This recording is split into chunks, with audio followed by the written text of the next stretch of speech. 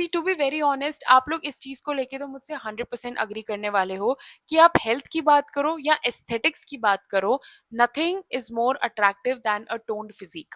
M I right और am I right? And that's why majority लोगों का जो फिटनेस गोल होता है that is to lose fat and to gain muscle. But वो मेहनत भी करते हैं, वो बहुत ज़्यादा एफर्ट्स भी डालते हैं, बट उनके दिमाग में जो वो फिजिक होता है, जो उनका गोल होता है, वो बस वो अचीव नहीं कर पाते। क्यों? Are they not pushing hard enough? Are they not working hard enough? नहीं, they are just making these mistakes जो एक्चुअली में अगर वो अवॉइड करें, so they will be able to achieve the results that they want even faster. I always say कि आप जो भी प्लान फॉलो कर रहे हैं, make sure it is A sustainable and B it is optimised, ताकि वो आप रेगुलरली बहुत लंबे टाइम तक फॉलो कर पाए एंड वो आपको results they instead of wasting your time. So that's why इस वीडियो को पूरा देखना, because it is going to help you a lot. And if you're not subscribed to my channel, please hit the subscribe button and hit the like button, and let's get straight into this video. अब सबसे पहले तो बात करते हैं कि body recomposition होता क्या है। Body recomposition is basically when you are losing fat and gaining muscle at the same time. तो इस टाइम पे आप क्योंकि फैट लॉस भी कर रहे हो, मसल गेन भी कर रहे हो, तो आपका वेइंग स्केल हो सकता है इतना डिफरेंस ना दिखाए, हो सकता है आपका वेट सेम है, बट आपके बॉडी प्रोपोर्शंस में बहुत ज्यादा डिफरेंस आता है, बिकॉज आपका फैट लॉस होता जा रहा है, आपका मसल गेन होता जा रहा है, तो आप खुद नोटिस करोगे that your body is getting leaner and it is getting more tone. तो बॉडी रिकॉम्पोजिशन में आपका वेइंग स्केल इतना डिफर नहीं करता है, but the proportion of fat and muscle in your body changes, and that's why आपको खुद पता चलता है that you are looking leaner and more tone day by day. Body recomposition best काम करता है सबसे पहले तो बिगिनर्स के लिए, जो एक्चुअली में नए हैं जिम में, या फिर जिनका फैट परसेंटेज काफी ज्यादा है, या फिर थर्ड वो लोग जो एक्चुअली में काफी लंबा ब्रेक ले चुके हैं ट्रेनिंग से and then they are starting again. अगर इनमें से आप कोई भी हो, तो आपकी बॉडी बहुत अच्छा रिजल्ट देगी बॉडी रिकॉम्पोजिशन के लिए, क्योंकि अचानक से आपकी बॉडी को वो स्टिमुलस मिलेगा। वो जब आप रेजिस्टेंस ट्रेनिंग करोगे, जब आप डाइट प्रॉपर लोगे, तो जब आपकी बॉडी को अचानक से वो स्टिमुलस मिलेगा तो वो ज्यादा बेटर रिजल्ट्स देगी। बट अगर आप एडवांस लिफ्टर्स हैं, अगर आपको काफी टाइम हो चुका है जिम में, तो वो प्रोग्रेस, वो जो रिजल्ट होगा, वो ऑब्वियसली थोड़ा सा स्लो होगा। But that doesn't mean that it is impossible, nothing is impossible. तो वो कैसे करना है, let's figure it out. Body recomposition का सबसे मेन जो फॉर्मूला होता है that is smart training and high protein diet that is full of whole foods. Trust me, that is the key to body recomposition, that is the key to lose fat and to gain muscle. अब बात ये आती है कि suppose अगर किसी को cut करना है, किसी को फैट लॉस ही करना है, तो वो खाएगा कैलोरी डेफिसिट में। अगर किसी को बल्क करना है तो वो खाएंगे कैलोरी सरप्लस में, यानी कि वो कैलोरीज को अपनी मेंटेनेंस कैलोरी से बढ़ाएंगे। बट अगर किसी को बॉडी रिकॉम्पोजिशन करना है, यानी कि they have to lose fat and they have to gain muscle at the same time, then they have to eat around maintenance calories, क्योंकि आपको फैट लॉस भी करना है, but at the same time you should have enough energy in your body so that आपकी muscle retain रहे and muscle grow भी करे।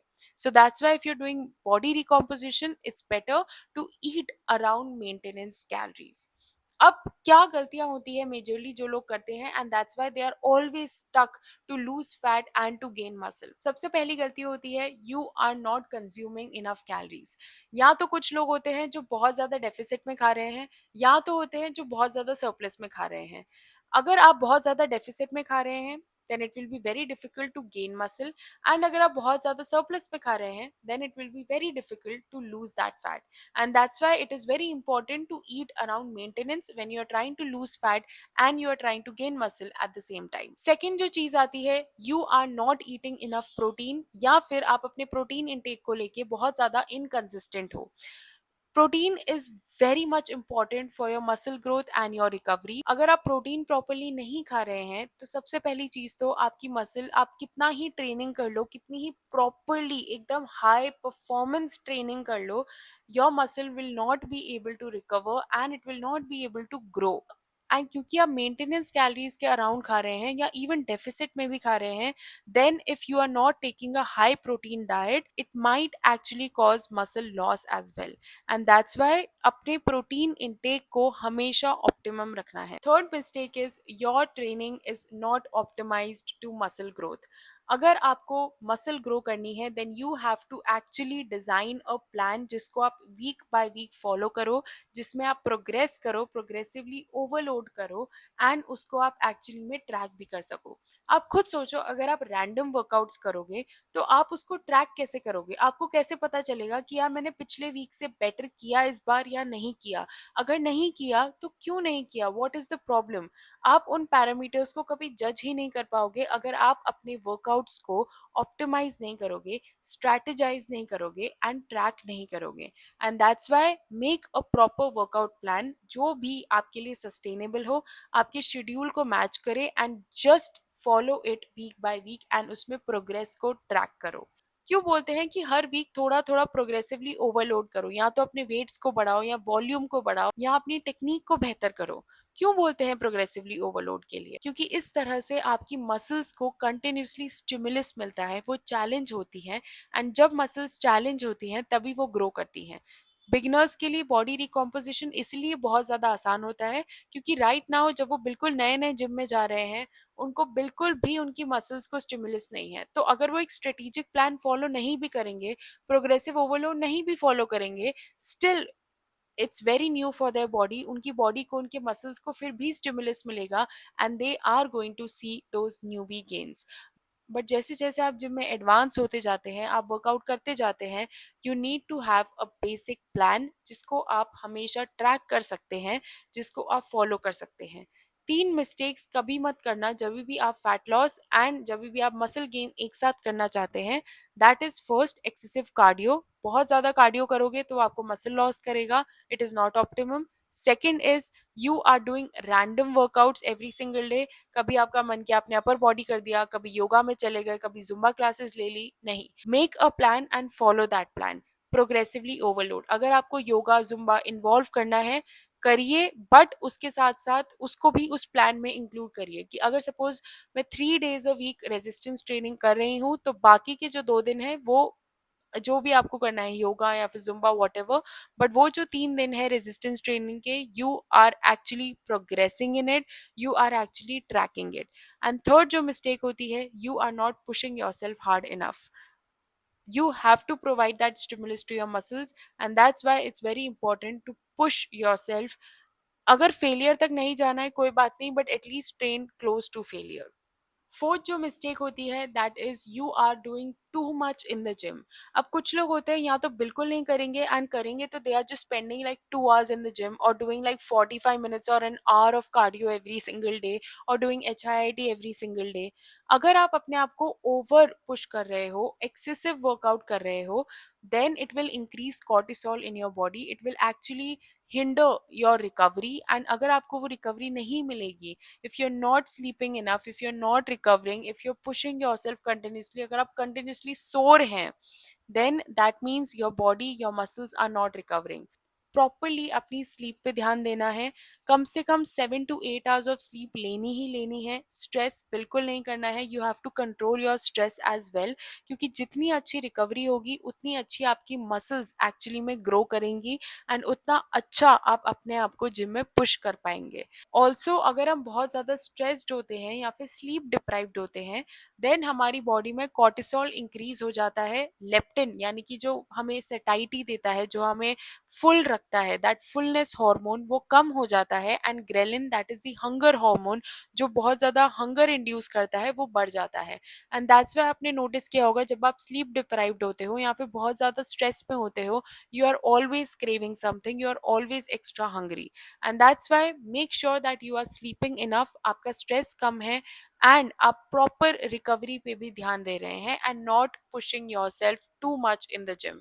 Excessive किसी भी चीज की अच्छी नहीं होती है, अति मत करो किसी भी चीज की। बैलेंस रखना बहुत जरूरी है फॉर सस्टेनेबिलिटी, चाहे वो आपका वर्कआउट हो, चाहे वो आपका न्यूट्रिशन हो या फिर आपका स्ट्रेस लेवल हो। चलो मैंने आपको गलतियां तो बता दी, अब उन गलतियों को सुधारे कैसे, कैसे रेक्टिफाई करें? सबसे पहली चीज that you should definitely do is consume enough calories. Please सबसे पहले तो अपनी मील्स को स्किप करना बंद करो। I know there is a lot of thing कि यार कीटो डाइट करते हैं, इंटरमिटेंट फास्टिंग करते हैं, 1 meal a day। A lot of things are going on, but अगर आपको प्रॉपरली अपने हॉर्मोन्स को मैनेज करते हुए, अपनी हेल्थ को प्रॉपर रखते हुए एंड खुश रहते हुए अपनी लाइफ को आप ताकि ना कोसो, और फिर भी खुशी खुशी अपना फैट लॉस करो, अपना मसल गेन करो नॉर्मल जिंदगी जीते हुए, then it is very important to eat all your meals and consume enough calories, because that is the only sustainable way. अगर आप 1 meal a day करेंगे या फिर सिर्फ 2 meals खाएंगे and you are constantly hungry, you won't be motivated, you will just अगर आप अपने गोल की तरफ पहुंच भी गए ना, trust me, you will hate the process, you won't be that happy. And that's why I want that your fitness should enhance your life, it should make you happy, and you should maintain it for your lifetime. And uske liye please eat properly, because come on, who does not love food? Okay, so eat properly, eat enough calories. अब कितनी calories खानी चाहिए? क्या आपको maintenance में खानी चाहिए, क्या आपको सरप्लस में खानी चाहिए, या फिर आपको डेफिसिट में खानी चाहिए?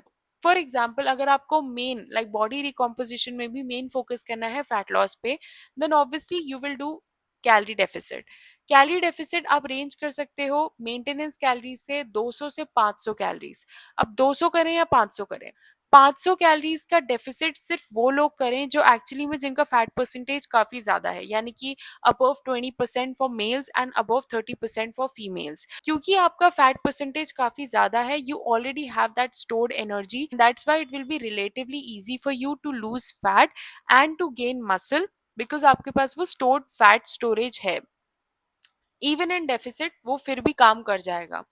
अगर आपका प्राइमरी गोल है कि यार ठीक है, मेरे को फैट लॉस इतना नहीं करना है, मुझे मसल गेन पे ज्यादा ध्यान देना है बट फैट लॉस भी करना है, then go on a slight surplus. जैसे कि मेंटेनेंस कैलोरीज से आपने 100 कैलोरीज, 150 कैलोरीज थोड़ी ऊपर खा ली, तो आपका मसल गेन भी प्रायोरिटाइज हो जाएगा. If you are happy with your current weight, अगर आपको लग रहा है कि नहीं भाई मुझे बस बॉडी रिकॉम्पोजिशन करना है, लाइक मेरा जो स्किनी फैट है मुझे लूज करना है एंड मुझे अपना मसल गेन करना है, then eat in maintenance. This way you will be able to do proper muscle recovery also, and you will be able to lose fat also. You don't want कि आपका unnecessary fat gain हो और muscle loss हो. That's why it's very important to eat properly, to eat proper calories, and to not starve yourself. And calories may be second important, like most important thing is eat enough protein. I cannot focus on this enough. Every macronutrient is extremely important. मैं ये नहीं बोल रही हूँ कि आप fats मत खाइए, कार्ब्स मत खाइए. No, you have to balance every single thing. आपको हर चीज को बहुत ही ज्यादा बैलेंस करके खाना है अपनी डाइट में. And follow like 80-20 rule. 80% of the time you are very consistent, you are eating whole foods, you are prioritizing your protein, your fats and your carbohydrates, and 20% of the time eat your treats. Just balance it out. I want you to be happy with your meals. Okay, protein actually में आपके fat loss में बहुत ज़्यादा मदद करेगा आपको, क्योंकि first it is a very high satiety nutrient, वो आपको बहुत टाइम तक फुल रखेगा. Secondly it will help you to build that muscle, and muscle अगर आपकी बॉडी में ज़्यादा होगी, it is more metabolically active. इसका मतलब आपका मेटाबॉलिज्म भी हाई होगा, you will be stronger. And when you eat more protein, उसका थर्मिक इफेक्ट ऑफ फूड भी ज़्यादा होता है, and that's why you will be burning more calories through digestion as well. तो ऑटोमेटिकली आपका बीएमआर भी बढ़ गया है. So why not to eat more protein? It's even good for your skin and for your hair. So that's why eat adequate amount of protein which actually supports your muscle growth, and that also helps in fat loss. Third thing is you have to align your training with your goals, और उसमें resistance training होनी ही होनी चाहिए. If you think that नहीं यार मुझे तो योगा पसंद है, मुझे पिलाटीज पसंद है, okay, fine, do it, but at the same time push yourself even in that. You need to provide your muscles with that stimulus, वरना वो grow नहीं करेंगी, you won't become stronger. If you're doing resistance training, make sure 3 to 5 times a week आप resistance training कर रहे हैं. उसके साथ साथ आप 10,000 steps every single day you have to do.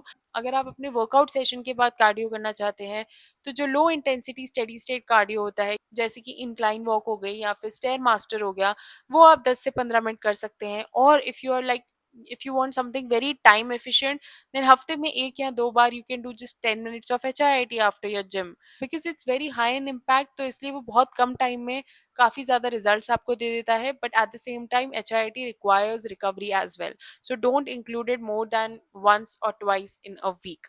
And जो भी आप वर्कआउट कर रहे हो, जो आपका रेजिस्टेंस ट्रेनिंग है, make sure you are following a proper plan for it and you are actually following progressively overload. इसका मतलब you are tracking your progress and you are increasing either weights, reps, sets or your volume, or you are improving your technique in every session, or like you whenever you are tracking the progress.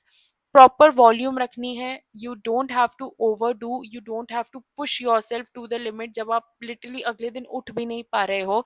Make sure you are maintaining a sustainable level.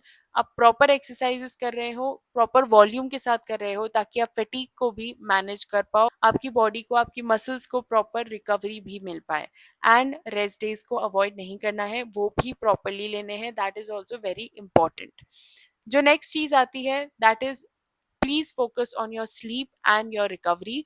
अपने stress levels को कम रखने हैं. Proper रोज 7 से 8 घंटे की नींद लेनी ही लेनी है, ताकि आपका स्ट्रेस कम हो, कॉर्टिसोल का लेवल कम हो एंड आपकी मसल की रिकवरी ढंग से हो. आपकी मसल तब ग्रो नहीं करती है जब आप जिम में वर्कआउट कर रहे हो. It actually grows at home जब आप प्रॉपरली रेस्ट कर रहे हो, अच्छा खाना खा रहे हो. At that time your body, your muscles are recovering and growing. And that's why जो आप जिम के बाहर करते हो वो उतना ही इम्पोर्टेंट है. In fact that gives you 80% of the results. That is your diet and your recovery. तो 20% of the time you are pushing yourself in the gym, but result तब आएंगे जब आप प्रॉपरली रिकवर करो, जब आप प्रॉपरली उस मसल को फीड करो. एंड लास्ट, अपनी प्रोग्रेस को ट्रैक करने के लिए वेइंग स्केल पे मत जाओ, because you are doing body recomposition. तो कभी वेट कम आएगा, कभी वेट बढ़ा हुआ आएगा. हो सकता है if you are a female, periods आ रहे हो आपको, ब्लोटेड हो आप, कार्ब ज़्यादा खा लिए, बहुत सारे फैक्टर्स हो सकते हैं जो एक्चुअली में आपकी वेइंग स्केल को डिफर कर सकते हैं. प्रोग्रेस आपको चेक करनी है तो सबसे पहले तो ये देखो कि are you lifting better, are you lifting heavier in the gym. Second is progress photos, monthly या इवन वीकली आप प्रोग्रेस फोटोज देख सकते हैं, ले सकते हैं, and you can actually notice the difference. क्योंकि जो आपको विजिबली नोटिस होता है, specially when you are doing body recomposition, visible changes बहुत ज़्यादा दिखते हैं, because you can see that you are losing fat and you are gaining muscle. तो आप ऑटोमेटिकली काफ़ी टोन्ड होते हो. एंड क्योंकि आप टोन्ड होते हो तो आपकी एक्चुअली में क्लोथ्स की फिटिंग भी बहुत ज़्यादा चेंज हो जाती है. So focus on that also, that is your clothes fitting also change. So ये सब जो पैरामीटर्स है उससे अपनी प्रोग्रेस को देखो, and not just by a weighing scale. And last but not the least, अगर आप प्रॉपरली इस चीज़ के लिए सीरियस हो, देन एटलीस्ट 1 वीक के लिए अपनी कैलोरीज को, अपने फूड को ट्रैक करो एंड देखो आर यू ईटिंग इनफ, और आर यू इन सरप्लस, और are you eating enough protein. हर चीज़ को ट्रैक करना बहुत ज़रूरी है, क्योंकि अगर आपने ट्रैक नहीं किया, अगर आप एकदम ऐसे बॉल पार्क फिगर लेके देख रहे हो कि हाँ भाई ठीक है, भगवान भरोसे, एक दिन हुआ तो हुआ, नहीं हुआ तो नहीं हुआ, then you cannot expect the results that you desire. If you want proper results, आपको पता होना चाहिए कि आप क्या खा रहे हैं, कितना खा रहे हैं, क्या आपका प्रोटीन इनटेक इनफ है कि नहीं है, एंड उसके लिए आपको मेजर करना बहुत ज़रूरी है. तो एटलीस्ट फॉर अ वीक और 15 days it's very important that you measure and eat and be completely sure that you are eating enough calories and properly eating enough protein. That's why it's very important to do things properly in order to get proper results, in order to get desired results.